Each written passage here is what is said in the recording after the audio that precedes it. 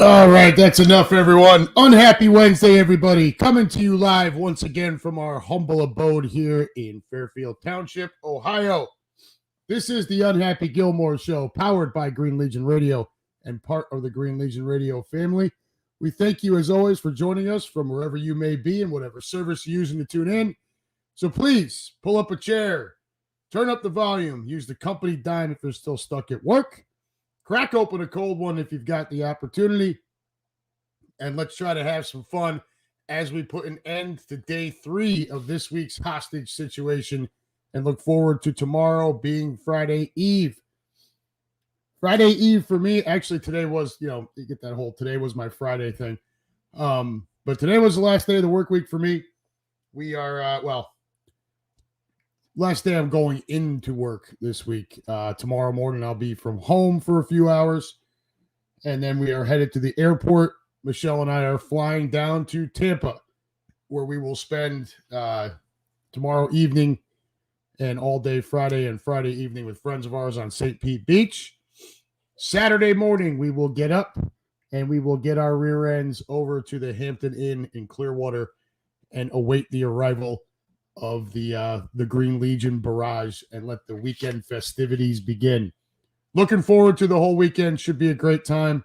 The friends that we're going to see in St. Pete, haven't seen them in a couple of years, so really looking forward to going to see that. Kidder, Alicia, we'll see you soon. We'll see you less than 24 hours from now. So our flight is due to get into Tampa Airport at 4:39. I'd imagine we'll have our bags probably by 10 after 5. And, I'll be ready for my grouper sandwich. Can't go to Florida without getting a grouper sandwich. Anytime I go to Florida and I don't get a grouper sandwich, I leave disappointed. So that's the idea. My mother in the room, Joyce Rush, she's part of the reason why I like to get that grouper sandwich. When she had her timeshare down in Marco and we were kids, we would head down there and her and Tom push the grouper on us, and I love the grouper. Captain Demp's in the room. Says he was here at 1,800 hours and no one is here. Well, I was here, but I hadn't quite launched yet. So thank you for being patient. Desi in the room. Hey, Gilmore, unhappy Wednesday. How are you, dear? Go Whiskey Hill. Right, got that first win. I think if I was looking at the playoff bracket, right, I think Whiskey Hill needs, 3 more to win that elusive first championship. So looking forward to keeping an eye on that. Wish I could come in to watch you guys, but of course, there's that whole 700 to 800 mile difference. Jordan Ramsey in the room. How are you, sir? Cheers to you as well. And Captain Demp's, what are you saying, bud? You're not coming in until Sunday? Is that the deal? So you don't get in until Sunday. All right. So, which means what? You're leaving me to babysit Quimby until you get there? That seems a little unfair. Keenan Harmon, there he is. Party time. Hell yeah. Looking forward to seeing you guys down there. You said you're first in on the first plane going down to Tampa from Philly. So, I don't know. What time, Keenan, are you guys supposed to get in? Let me know. We're going to get there. I think Steph said their flight gets in at like 9:30 in the morning. So Michelle and I are looking to get over to the Hampton by 9:30 or 10 o'clock in the morning. And even if we can't check in yet, we just want to get there and be ready to help wherever we're needed. It's we love all this.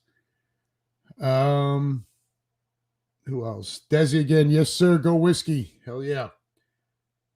All right, so Captain Dempsey, you are not in till Sunday. Okay. Thank you very much for that. At least you'll be there for the pep rally. Keenan landed at 9. Okay, so you're on the same flight. All right, so we'll see you there. We'll see you at the hotel. We'll probably be there waiting for you when you guys get in, so that'll be fun. Be able to maybe grab some breakfast or whatever while we're waiting for all the hullabaloo to kick off. I'm excited. That Saturday should be a lot of fun. We're going to talk about some of the college football matchups that day. Looking forward to it. That those matchups that day look to be a great way to kick off the Green Legion weekend. So Should be a lot of fun. There's a bunch of great matchups. I've got 4 of them kind of on the little run sheet here. I'll be honest with you guys. I was ridiculously unprepared. My daughter's been sick, and I've been trying to kind of feel kind of up and down, trying to fight it off for the last couple of days. I'm pretty much okay. Maybe a little bit more run down than usual, but I've also been really busting it at work too to get ahead and be ready to take the time off, because after today, I'm not back at the plant until next Wednesday. So that's what's going on there. Let me get this post up real quick. Come on in. The water's just fine. All right, so let's get to the business stuff real quick before we get to settle down and have a little fun here before we head into our weekend. Folks, if you're tuning in on Facebook or Twitter, please do not forget to like, follow, share, and subscribe to the Green Legion. If those services are where you're comfortable, we totally understand.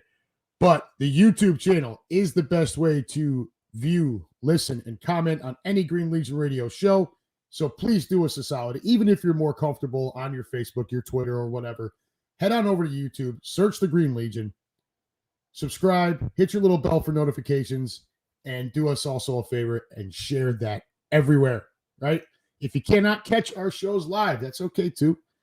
You can always watch or listen later on any of the services previously mentioned, but also on Spotify, Apple, or wherever you get your podcasts. Bud Light Baseball Brunch with Greg Murphy and Chris Sack as the Phillies head for another hunt for Red October. You do not want to miss those two.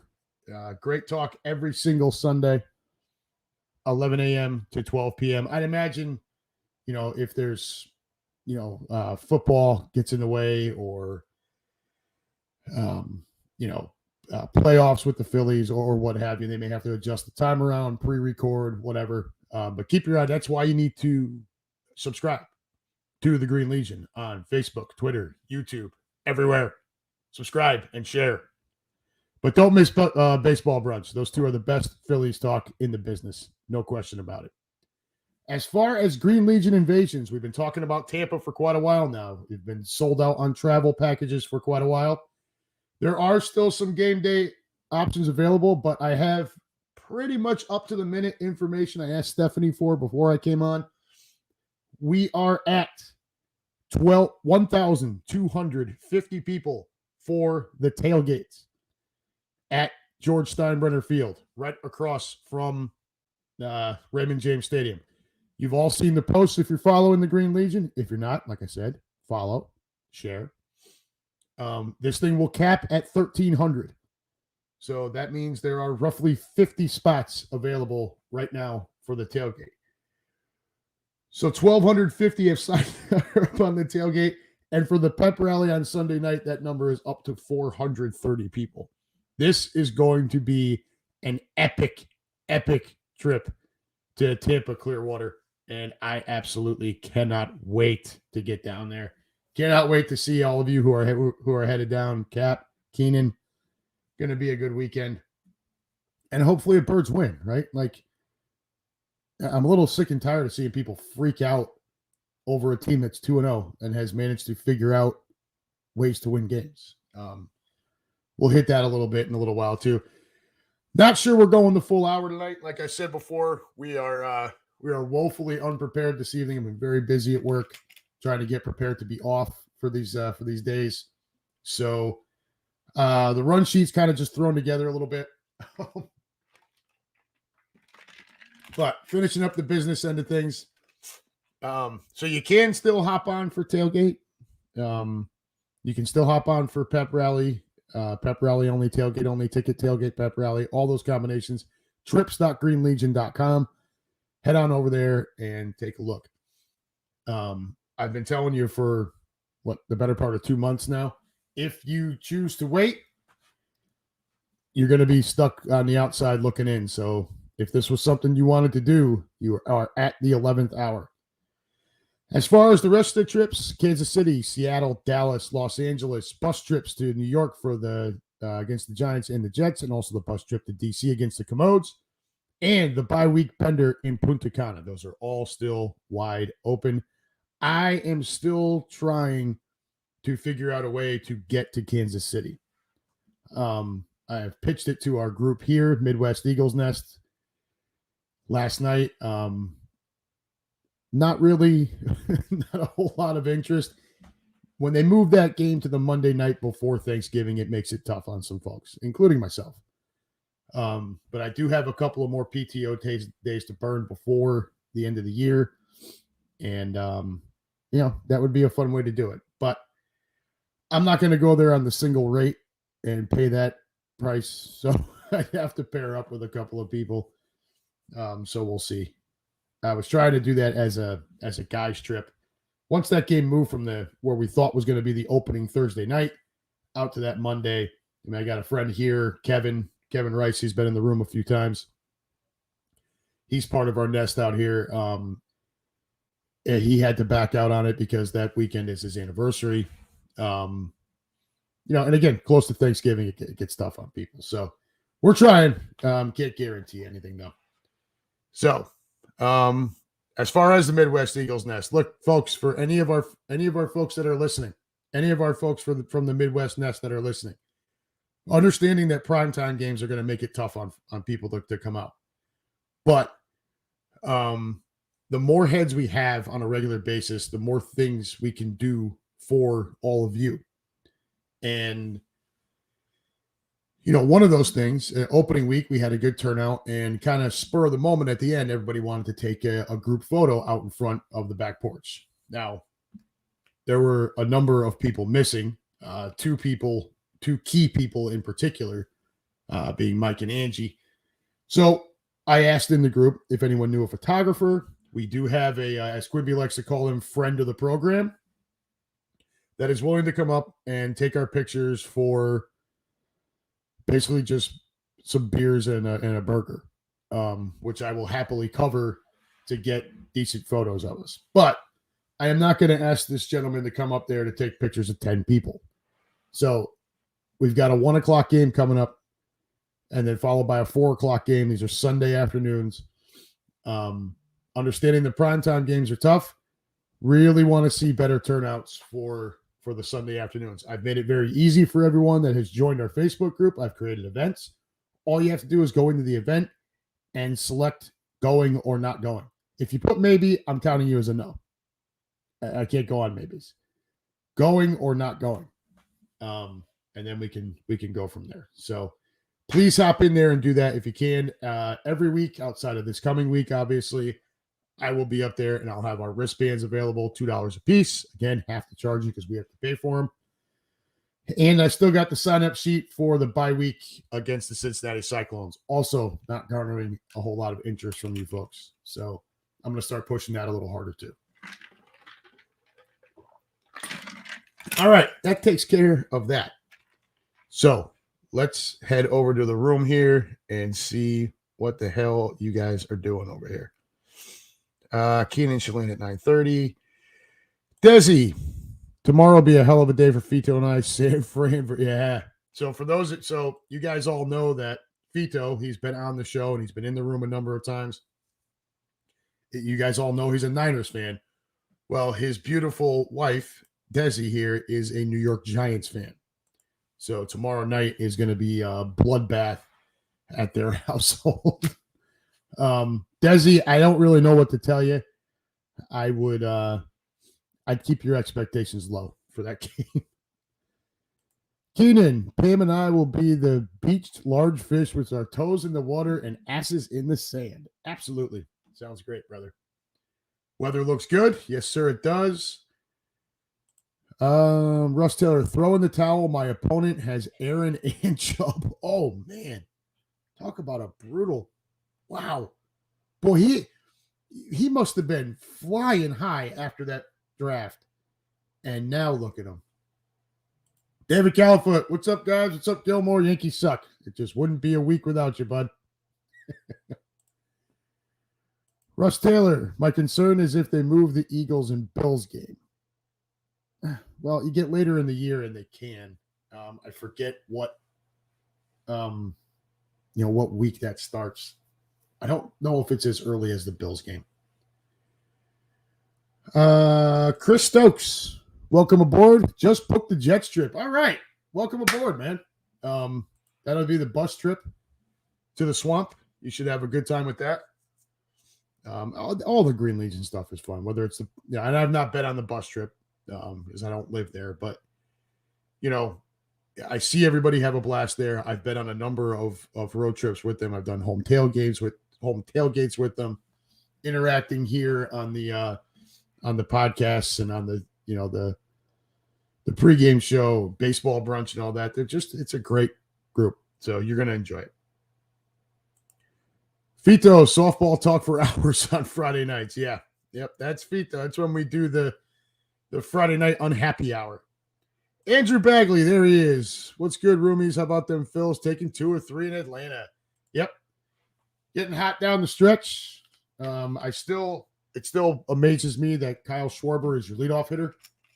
I don't know, but I guess Topper looks at it, and I guess that what we got from Murph was that the response from Rob is look at our record when he's in the leadoff spot. You can't argue with it, right? If it ain't broke, don't fix it. But yeah, you guys definitely seem to be clicking, heading down the stretch, ready for that red October. All right. So we're going to skip the today in sports history thing this week. I kind of want to just get right into into the boner of the week and then talk a little college football, talk a little birds, and then get on out of here. I have got to wash a little laundry. I still have to pack. I'm an unprepared mess. Last night, I kind of just took the night off and laid in bed. Felt like I was trying to fight something off, and it worked because I feel, a little run down, but we're ready to go. And rest assured, even if I do get the sniffles heading down to Tampa, I will party right through that. So don't you worry. Bryant Walden, what's up, my friend? Desi says, definitely a bloodbath. Me against the family tomorrow. Oh, that's right. He's got all of them against you, doesn't he? That's terrible. Put the kids to bed before the game comes on. Then it'll just be you versus them. All right. So anyways, we're going to skip the today in sports history thing and get right into the boner of the week. Does anyone have, who I haven't seen yet? I haven't seen our friend Lou Mancini hop in the room yet. Hope all is well there. He's usually in by now. But everybody has lives. Everybody gets busy. So we're going to get into the boner of the week here. And I wonder if any of you can guess who this would be this week. Not a bad guess, Cap, but with stuff like that, I choose not to make light of it. He's being accused of some pretty sick crap over there. So that's going to be a topic for another week where we'll just talk about him. Boner of the week, no, that's definitely not it. Lou Mancini in the room. There he is. Right on cue. Yeah, Russ Taylor. I have issues with the Mel Tucker thing. Yeah, well, I got issues with the whole thing, and that whole Michigan State thing is something we'll talk about at another time. I don't like to make, like I said, and we've done this before. The only time we were making kind of cracking jokes about certain situations was with Deshaun Watson, and that's because it was just so ridiculous and was going on for so long, and the accusations kept piling up, and then, of course, the Factory of Sadness goes ahead and doubles down on it by giving away the farm and signing him to that ridiculous contract. But other than that, when stuff like this comes up, I don't like to talk about it in like a joking manner. You know what I mean? We want to have fun on here, of course. It's just, I don't know. It feels icky. So, but rest assured that will be a topic later. No, our boner of the week this week, for me, it was easy. It's just going 100% to Jonathan Gannon. Yeah, our old friend Jonathan Gannon. We all know what happened in the damn Super Bowl last year when Bieniemy and Reed made Gannon their bitch in the second half of that thing. Lack of defensive adjustments, or at least effective adjustments, right? leading to 24 second half points for the Chiefs, which was without a doubt the number one reason why we lost the Super Bowl. Which, by the way, that bum stain has openly admitted to now. So thanks for that, you friggin' doofus. Right? I just,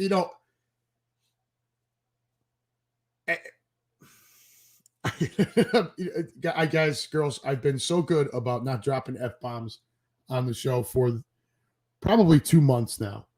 And really, like, keeping the cussing to a minimum and certainly no F-bombs. But when you start, it makes my blood boil. And to hear him come out and say, oh, yeah, it was my fault. We all know it was your fault. I don't want to hear people still trying to blame Jalen for fumbling the football. That was a reason. The number one reason was because you had no answer for what Bieniemy and Reed were throwing at you in the second half. None. Scumbag. I cannot wait. We have 3 1:00 games this year. The 2 games against the Commodes, and the third one is against those freaking Crimson Pigeons from Arizona. I cannot wait till him and those Crimson Pigeons bring their rear ends up to Philadelphia in the freezing cold with that garbage team that you are obviously tanking for Caleb Williams with. Yeah. Let's see you run your mouth then. You better have extra security around to make sure the D-cell batteries don't hit you right in your throat. All right, off my soapbox now. But anyways, and that game, that Super Bowl, was against one of the greatest offensive coaching tandems in Reed and Bieniemy, as well as what will likely be one of the greatest quarterbacks we've ever seen, and one of the best pass-catching tight ends that we've ever seen. Right? So, I mean, I'm not making excuses, but if you were going to blow a second-half lead, you could see it happening to that. All right? Now let's flash forward to this past Sunday. He's got the New York Giants down 21-0 at the half and 28-7 early in the third quarter, only to lose the game 31-28. Only this time, it's not Reed, Bieniemy, it's not Mahomes and Kelsey. It's not Pacheco coming out of the backfield. It's Brian Daboll and Daniel Blues Clues Jones. Yeah, the same New York Giants team that set benchmarks for single game futility versus Dallas in week 1. And through the first half of that game against Arizona, had continued to be completely inept. Nothing against Brian Daboll. I do think he's a good coach. It sucks to say it because he coaches the Giants, but I do think he's a good coach. But allowing Daniel Jones to light you up like a Christmas tree to the tune of 31-7 in one half of football, that's inexcusable and absolutely ridiculous. Look, I know that the organization in Arizona is obviously trying to get into a spot where they can take Caleb Williams, but oh my God, dude. Like, I mean, how much worse did they make a call down to the sideline? Like, yo, dude, what are you doing? We're supposed to lose these games. Because that's what it looked like. In one half of football, one half, Daniel Jones threw for 259 yards and 2 touchdowns, ran for another 58 and another touchdown. The opening possession of the second half was a 2-play, 75-yard drive. It was done in 30 seconds.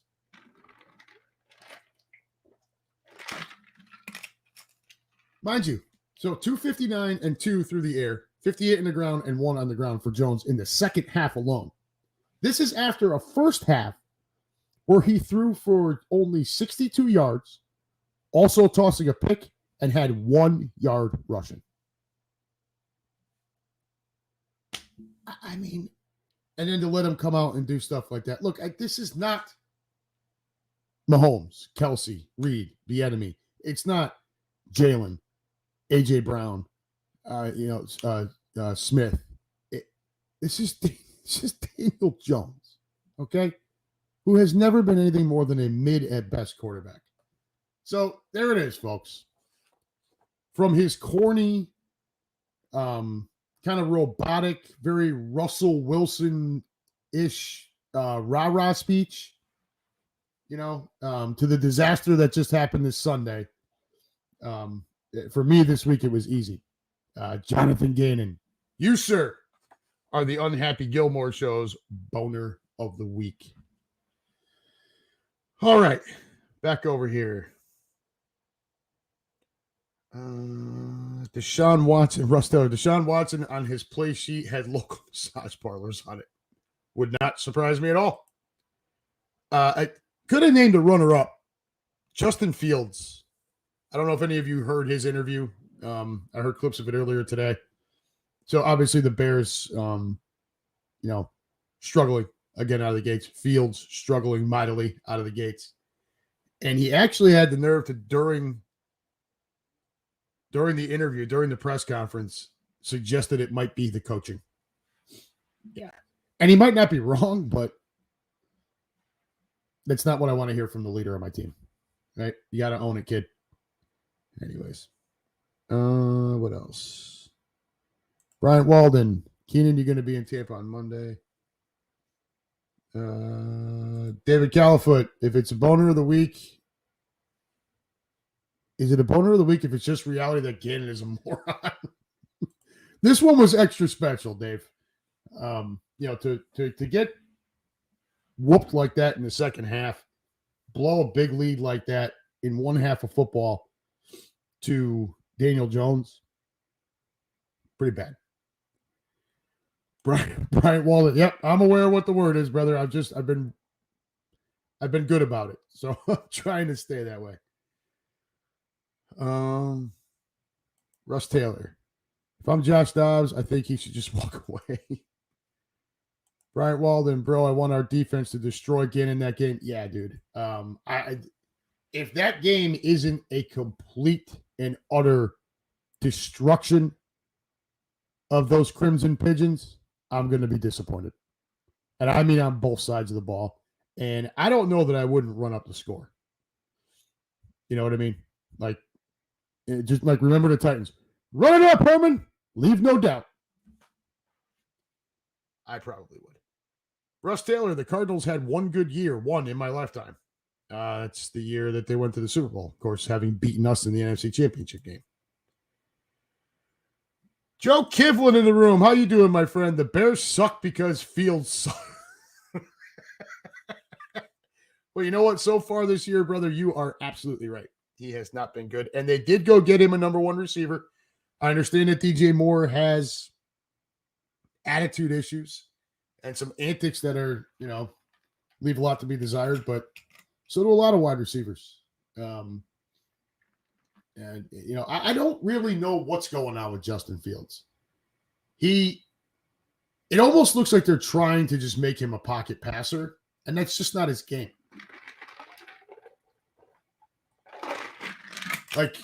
You got to just let him be what makes him special, right? Even if his completion percentage is 55 to 60%.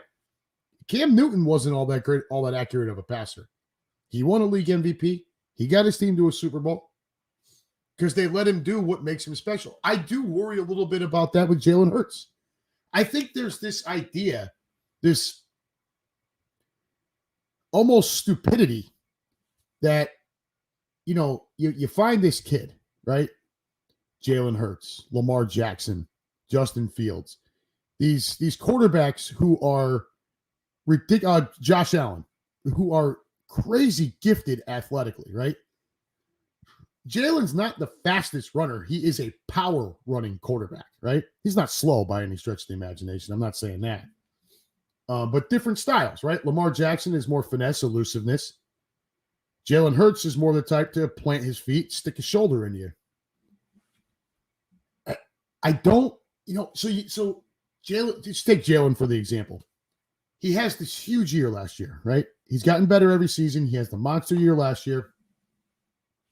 You give him the big contract. You gave him the big contract based on what makes him special. That's why you gave him the money. You didn't give him the big contract to then turn around and say, well, we don't want you to run as much because we've made this big investment. That's not how it works, folks. Okay? You made that investment in that kid because he earned it and because of what makes him special. Running the ball is part of what makes him special. Being a playmaker is what makes him special. If you strip him of that or limit part of that, you are now not getting the return on the investment. The ROI isn't there because you're taking away part of what makes him special. Exactly, Bryant. Let him be him. Okay? Jalen is a smart kid. He works incredibly hard. He has a chip on his shoulder going back to, I don't even know how long, at least back to Alabama. There should be no concern about getting lackadaisical, getting Russell Wilson-ish after the big contract. That is not in Jalen's DNA. He's not wired that way. But to change your offense, I think the perfect example of, Jalen looks a little confused in the pocket this year. And I think the perfect example is the interception against the Vikings. When they showed that view, the camera view from behind Jalen looking out at the field, there is no reason for him to throw the football where he threw it. He'd have been better off going long to A.J. Brown. And he just didn't see it. It's almost like he's a little unsure of what's going on. Now, lack of some preseason, yeah, it plays a role in that. When you got new coordinators, that can kind of hurt, of course. But the whole league's doing that now. And again, we've talked about it on here. We're not going to question too much of that. But the lack of reps in real live game action, new coordinators, new system, new whatever, it plays a role. I'm not going to bash these guys, okay? Obviously, the key that the Patriots and the Vikings thought to beating us was to take away the passing game. Now, shame on us against the Pats for continuing to be stubborn. But good on us for saying, you know what, enough. All right? We're just going to hand the ball off. And we're going to keep handing the ball off until you prove that you can stop it. And they couldn't. And DeAndre Swift went berserk. And what happened then? All of a sudden, here comes the defense creeping up. And now Jalen can go over the top. And that's the key. I think there's too many folks out there getting hung up on the fact that Jalen had these huge passing stats last year. Yeah, but our bread and butter is running the football, okay? That hasn't changed, and I don't expect it to. So neither should nobody out there should. If we are running the ball effectively, the over-the-top game on the passing side is going to be there, all right? Dallas Goedert is going to have more room. It's that simple. I don't even know how the hell we got down that rabbit hole, but we went down it. Andrew Bagley, how was the Cincy versus Ravens game not on CBS last weekend? We get stuck with Chiefs and Jaguars in Philly. That's interesting. I can tell you out here in Cincinnati, that was the only game on at 1 o'clock, which was pretty brutal.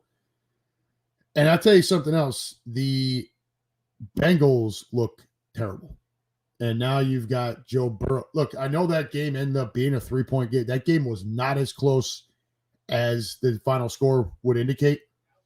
The Ravens beat the crap out of the Bengals up and down the field on both sides. The only reason why that game was close was because of the punt return.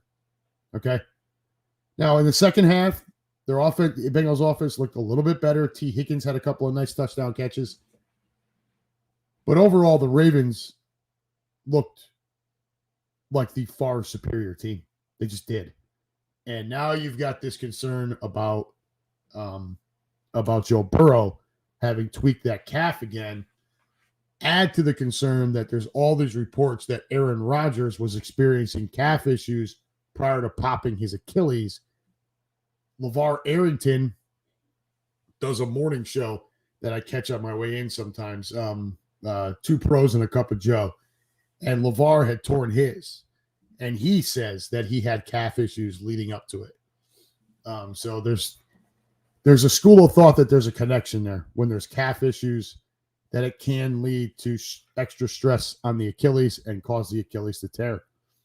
And so you have an entire state here that is in full-on panic mode because they just signed Burrow to the biggest contract in NFL history, and the Bengals look terrible, and Joe's hurt. So it's not a good look out here right now. Then you get your Cleveland fans, those poor guys and girls. He prayers to Nick Chubb. Okay. This kid tore the ACL, MCL, PCL, and dislocated the kneecap back in 2015 when he was a running back at Georgia. And I don't know how many of you saw that hit on Monday night, but it's the same knee. So there's a likelihood that we have seen the last of Nick Chubb as a professional football player. To come back from that a second time that's a lot to ask. And it's a shame. Not a Browns fan, obviously, but Nick Chubb seemed to be doing things the right way, right? He's one of the last real workhorse running backs. Easily has been one of the best running backs in football for pretty much his entire career. And it's just a shame. And it looked like a dirty hit, too. Like, that was, you love Minkah Fitzpatrick's tenacity, but, geez, man, did you have to go low like that? Right to the knee. And to watch that kid on the field writhing in pain like that was really, really, really hard. So, prayers out to him. But, it's just another chapter in the Factory of Sadness handbook up there in Cleveland. Right? I mean, how much more can you write about how pitiful this franchise is? It wasn't even that long ago. Baker Mayfield led that franchise to its first playoff win, and I don't even know how long, and did it over the Steelers of all teams. And the minute they can go and get who they thought might be better, they just completely wash their hands of Baker. I'm not a huge Baker believer as a really good quarterback, but he got a raw deal in Cleveland. And to bring in Deshaun Watson, I got news for you Browns fans. If you haven't figured it out already, the Deshaun Watson from 2019 is not walking through that door, folks. He's just not. And now you're without Nick Chubb, probably for good, right? So you go and get Kareem Hunt. I know they announced the backup is now the number one guy. They have a decent offensive line and a pretty strong defense. But that Deshaun Watson, that contract, we talked about it last year when it was all leveled. They reworked it to where it's not as big a hit this year, but going forward, it is going to be brutal. So his cap hit this year is $19 million. His cap hit in each of the next 3 seasons is $67,977,000. They're going to be kicking that can down the road. And he's not worth it. He's not worth it. He is not, like I said, that 2019 Watson is not walking back through that door. He's just not. So they're going to have to get over it. All right. Lou Mancini. If we're running the ball, we have to do better on defense, especially the middle of the field. Agreed. I liked what I saw out of Cunningham. That was nice to see. But, and we're going to get to the Birds here in a minute. Let me run through these college football games real quick, and we'll get to the Birds, and we'll call it a night. So, Saturday's slate of games. Who else? So, Keenan's coming down. I know Cap and Summer are going to be there. Obviously, Quimby, Steph. Sounds like Dan is going to come over. So, maybe, You guys get to see in person him give me a rash of shit about not going to LA. But so this Saturday's slate of college games looks to be pretty awesome, right? And I'm extra. I always love it when there's a slate of games that are really fun to watch because I know I'm going to be glued to it. But then throw in that it's a Green Legion weekend and I'm going to be down there in Tampa for it, and it's the first day because we play the Monday night. And it's just a great way to kick off the weekend with the Green Legion, right? And the bigger matchups, the big matchups, really don't start until 3:30 p.m. So it leaves plenty of time for everybody. Get down there, get checked in, get all your stuff, chill for a while, grab something to eat, sit on the beach for a while before you want to go, belly up somewhere or whatever, and get in front of some TVs and take in some of this college action. So, anyways, I've got a few that I'm excited to watch that I want to see. And the first one, so I've got two of them at 3:30 and two of them at 7:30. There's more, but these are the four that I chose to look at. At 3:30, number 19, Colorado at number 10, Oregon. All right. No surprise that Colorado's on the radar, right? Coach Prime. Admittedly, I do expect Oregon to win the game. I expect them to handle business. But this is the first real test for Coach Prime and the Buffaloes, right? In case you guys haven't noticed, Deion Sanders is changing the landscape of college football, right? The transfer portal is a thing, but he has, it's like his whole roster is taken up with transfer guys.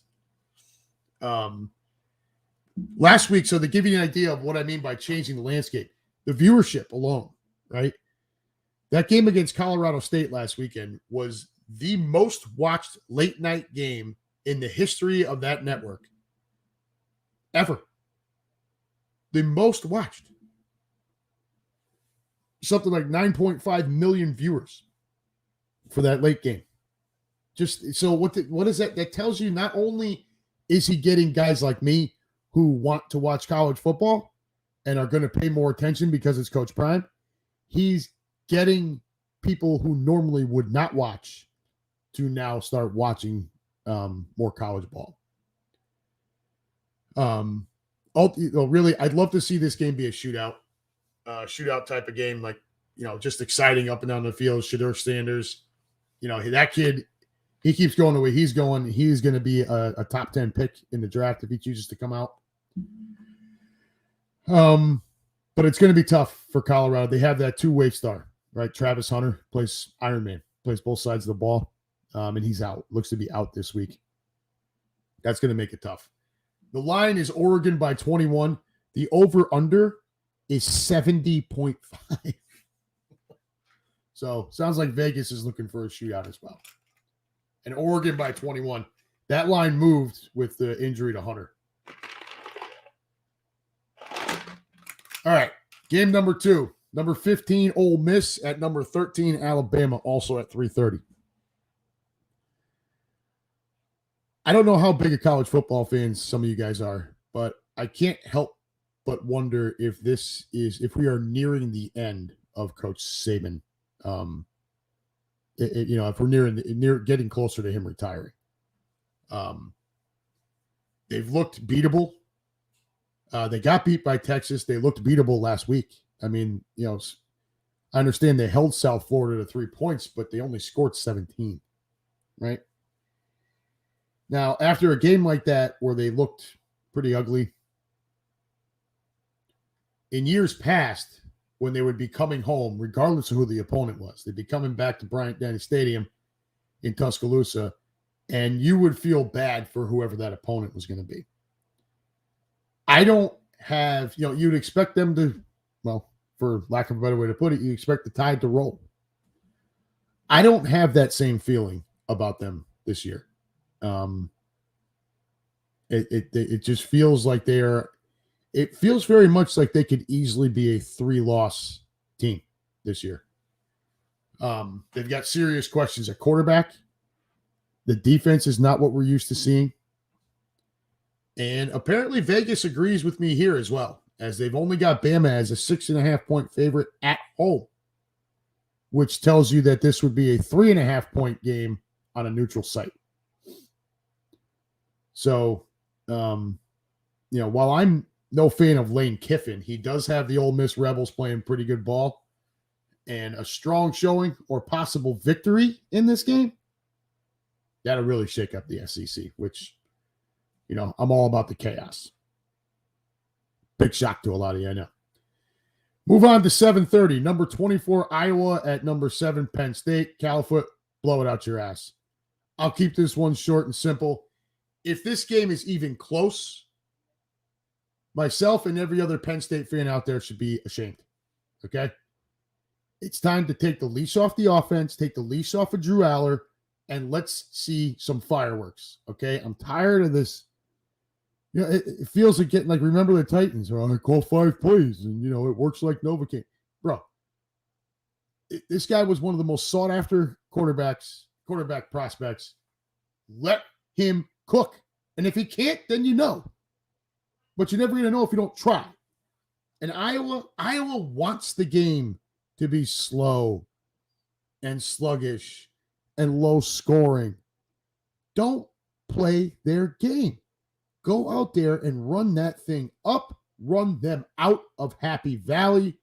We are Penn State. Oh, God, here we go. I'm not doing the rig thing, guys. I won't get into that. And the final one, number 6, Ohio State at number 9, Notre Dame, 7:30. Easily the biggest matchup of the weekend. You guys realize that the Fighting Irish have not beaten the Buckeyes in a football game in 87 years, since 1936. For all their bravado, hype, all of that stuff, the Buckeyes have absolutely owned this matchup. Questions at quarterback for Ohio State? Kind of. Kid's still trying to get his feet under him. But there's no question about the receivers. Obviously led by Marvin Harrison Jr. Ibuka is strong as well. It doesn't take the greatest quarterback on the planet to find these guys wide open. They're that good. For a long time, they would call Penn State linebacker U and all that stuff. Ohio State has really become wide receiver university. They have just been, it's been a factory of wideouts coming out of that place. Look, Garrett Wilson, right? If you guys watch Monday night, Chris Olave, another one. Smith and Jigba is going to make splashes with Seattle. And when Marvin Harrison Jr. hits the league, it'll be the same thing.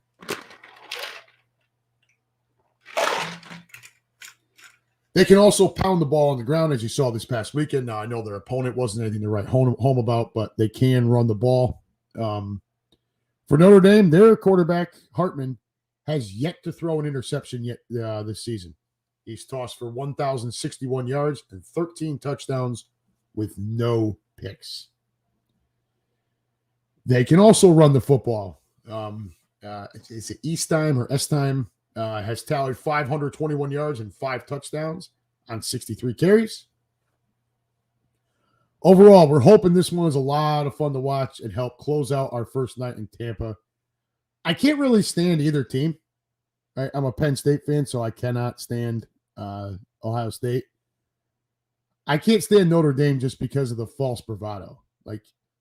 All this, they should get all this clout and respect just because they're Notre Dame. You've not been relevant like that in 40 freaking years. But whatever. Right now, the Buckeyes at South Bend are favored by 3. So that would tell you if that game's at the shoe, it's a 6-point Buckeye advantage. Basically, Vegas is telling you I think the Buckeyes are a touchdown favorite. So there you go. Those are the games I'm looking forward to on Saturday. Obviously, we know what Sunday's all about. Let's hop back over to the room here one more time before we get to the birds and get out of here. Oh, where are we at here? Califoot, go Iowa. We're going to stomp. You're coming into Happy Valley, dude. You're going to get run out of the building. Keenan Harmon, please enlighten me on that damn useless field goal before you go night-night. Okay, let's touch on that. So I was watching that game, right? No birds. I don't have the Sunday ticket, and I didn't feel like going out anywhere. So I just dealt with what was on, and I don't know if any of you guys follow me um on social media. You've seen me put pictures up of my kind of war room, my front living room where I've got the 3 TVs. So the 4:00 games, I had the Niners and Rams on the big screen with the volume. I had Dallas on the kind of on the smaller one to the left, and I had the red zone channel up top left. And that Rams, the Rams hung with the Niners for a lot of that game through halftime into the third quarter, and then from there it kind of looked like the cream was rising to the top, and the Niners were just taking over the game, and ultimately that's what ended up happening. So when it got to the end, I know the Rams had the ball, but time was running out, and I'm kind of farting around with my phone and just looking at stuff, checking up on scores, answering text messages. And I look up, and they kicked the field goal. And that was the end of the game. And I look at it, I'm like, oh, that was freaking weird. Like, what the hell would you do that for? If there were 30 seconds left, you kick the field goal, and then you try the onside kick and hopefully set yourself up for at least a Hail Mary or some sort of shot at the end zone. It's not what happened here. They just kicked the field goal, and that was the end of the game. I didn't know what the spread on the game was until the next day. And we're talking about it at work, and one of the guys I work with says, yeah, the line was 7.5. I said, you have got to be kidding me. So I am wondering when the hell we are going to see a some sort of investigation. Now, I know McVay tried to make light of it and, fantasy football comments, this and that. Dude, look, what other reason was there to kick that field goal? You go for the touchdown, right? Or you just lose by 10. There was no other reason to kick the field goal other than to keep that game, so the Rams covered. I think it's shady. That's my personal opinion. I think it's shady. I think there was some shady shit going on there. Now, Califoot. Sports is rigged. Been gambling on it for years. Gets pretty obvious at times. NFL is all about the money in sport. Mainly, it was definitely a betting thing. That was a betting thing there, but I don't believe that sports is rigged. I believe that situationally, you'll see shit like that. And they're down 10. They know that the game is over. They're not going to have a chance to come back and win. It would have been a stretch to get the touchdown there. I could see the field goal getting kicked to swing the Vegas pendulum in one direction or the other. But situationally, not right from the opening gun. Okay. Califoot, Iowa's going to win. I'll be here next Wednesday to laugh. Bring that energy next Wednesday. I hope you do. Keenan Hardman, you watch college ball Saturday, Gilmore. I'll be watching the offshore nationals from the beach. I'll probably do a little bit of both, man. We'll come in and out. I can tell you for sure I'm going to be glued to TVs, by 7:30, probably by about 5. We'll get something to eat. I don't know. We'll play it by ear, but it's a nice college lineup this weekend. Andrew Bagley, I hate the little midget that runs on the field for Notre Dame.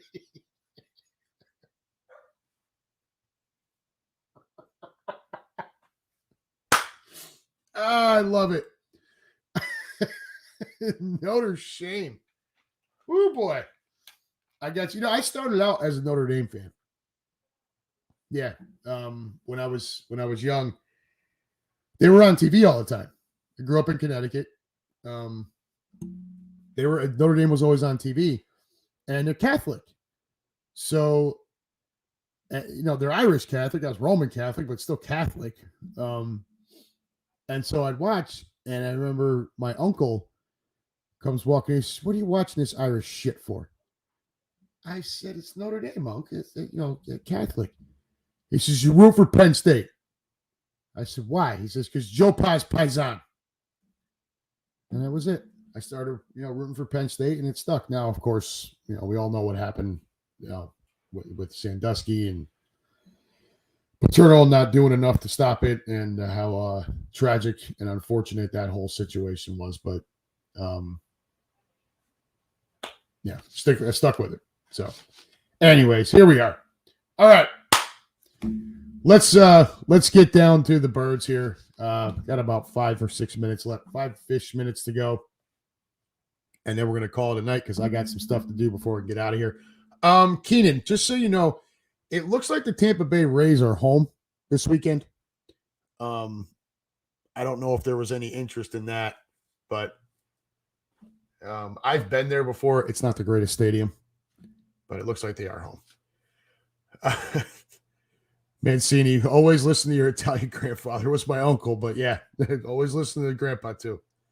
All right, let's get to the birds here. First and foremost, everybody, chill out. Okay? Everybody just breathe. Please just breathe.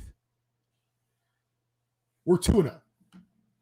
Jalen Hurts has 360-plus yards passing, 75 yards rushing, and 4 touchdowns. Our defense had some holes caused mostly by injuries. But if you cannot enjoy watching what Davis and Carter and some of these other guys are doing, I suggest you go have your pulse checked. Because this is going to be, they're just going to keep getting better as the season goes on. The offense is going to click at some point, right? I did not care for A.J. Brown's antics on the sidelines. I'm not going to make a big deal out of it. Sounds like it was not that big a deal to begin with. And they came out and they had it with the touchdown. A bullshit holding call brings that back. And then they have him again, and of course they don't throw the flag for obvious pass interference. So, whatever. I am not going to freak out. If we were able to run the ball effectively, and I mean effectively, I'm not saying we have to go out and run for 259 yards every game. Don't get me wrong. I would love every minute of it. It's just not reality. Run the ball effectively. The passing game is going to open up and it's going to be there. Okay? There is not a doubt in my mind. These guys are too talented. Between Brown, Smith, Goddard, with Hurts throwing on the ball, there is way too much talent. But it's got to start with the running game. Okay? We have to be able to pound the rock. We got to get out there. The offensive line's got to get out and start pushing people around, and make that defense bring more guys up, so we can get those one-on-ones on the outside. Devontae Smith is starting to become impossible to cover one-on-one. Like, you have to blanket him. The routes he runs, first of all, are perfect. He's ridiculously fast, and you get a fast receiver who then goes and runs perfect routes. It makes him look even faster. Okay? And then the body control of that kid. When he leaves his feet, the way he's able to contort his body to reel in these catches, keep the feet in bounds, hold on to the ball. I mean, he is really turning into a very special wide receiver. Taking nothing away from A.J. Brown, Brown's just a different type of receiver. Brown's 6'1", 225. I personally would like to see Brown on some bubble screens where they can get a couple blockers out in front, and then he sneaks through and there's nothing but a corner standing in front of him as he's coming full steam ahead. Good luck. I thought we'd see more of that last year. But ultimately, these guys are going to get the ball. I think it's going to happen on Monday night in Tampa. Okay, I think things are going to all of a sudden just click. And I think it's going to happen on Monday in Tampa. Why the hell these teams continue to want to celebrate their legends on nights when the Eagles are coming to play? We hated Tom Brady.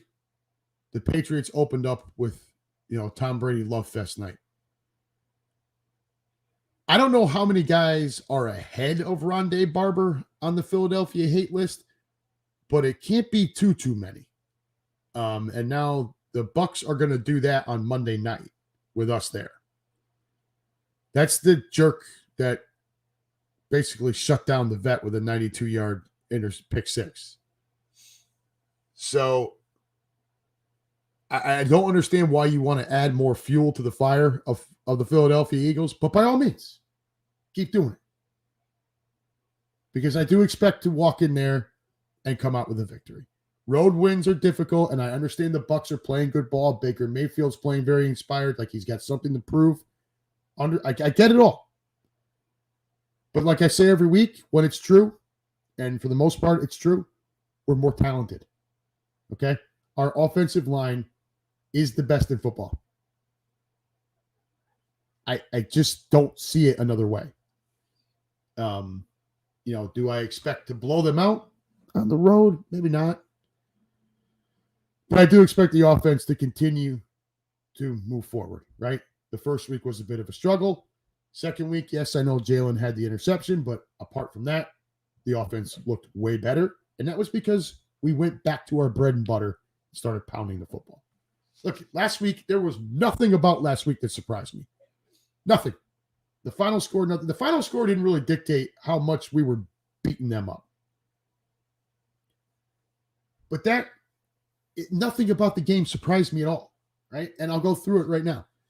What did we talk about last week? I said Hockenson was going to have a big night. Why? No Blankenship. The middle of the field looked soft. What did Hockenson do? I think he had 63 yards, and I know he had the 2 touchdowns.